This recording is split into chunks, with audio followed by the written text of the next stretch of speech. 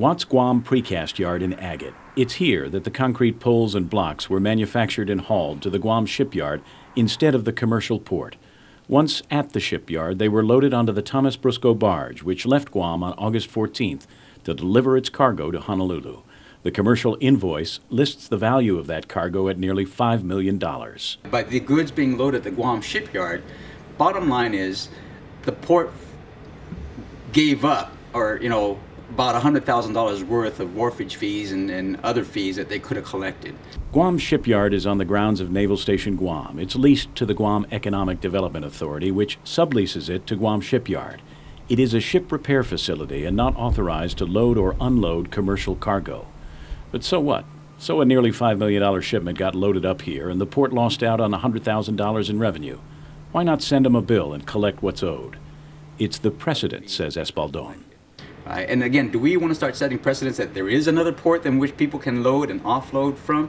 It's like, no, because the commercial port is it. At a time when we're talking about building up the port, imposing tariffs so that we can afford the build-up of the port, imposing tariffs so that we can pay for some of the increments, the pay increments that we've given the port, and then to say, well, go over there because we won't take your money, they won't take your money over there, and you don't need to pay us over here. It seems to be defeating the whole purpose of what we're really aiming for. Who knew about this shipment before it left? Watts, of course, knew, but through his receptionist, the general manager for Watts on Guam, John Sage, referred all comment on the controversy to Benny Watts in Honolulu, and he was not available today because it's Sunday there.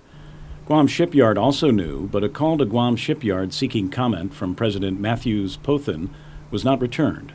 Guam Customs knew as well. They signed off on the shipment. And the Port of Guam and Gita also knew about the shipment as well before it left. Yet on Friday, the port said it would have no comment because they're discussing the matter with their legal counsel.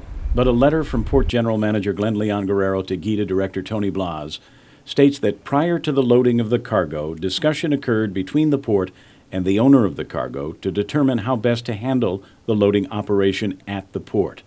But it appears, writes Leon Guerrero, that the use of the Guam shipyard for loading was planned after the port had been consulted and for the purpose of circumventing the use of the port for this activity. I don't know, writes Leon Guerrero, if Guam Shipyard received compensation for the use of its facilities, but I do know, he writes, that the port and the government of Guam did not realize the substantial revenue it would have made had the shipment been loaded through port facilities.